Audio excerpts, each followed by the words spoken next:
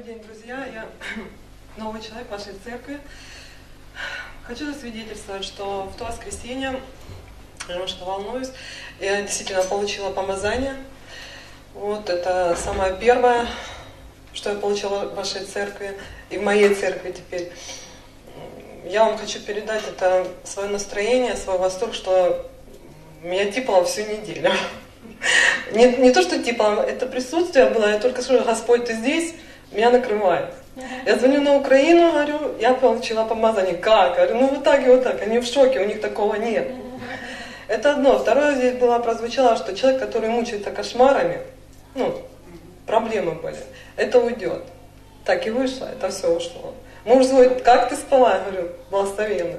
Где-то на 4-й день он приступил, я говорю, во имя Иисуса я хочу спать, все, отойди, это прошлое.